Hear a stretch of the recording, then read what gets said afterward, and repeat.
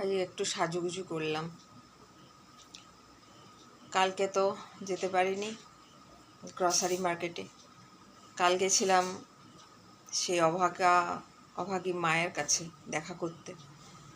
আগের থেকে একটু স্টেবল, সবাই মিলে বোঝালাম বাঁচতে তো হবে, যার যাওয়ার সে তো চলে গেছে।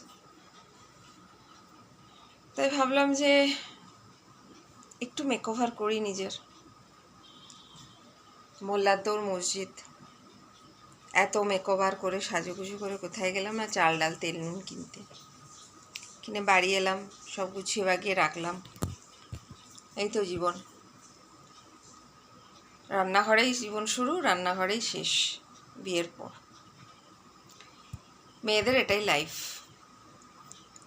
আগের থেকে একটু চেঞ্জ, এখন মেয়েরা চাকরি করে।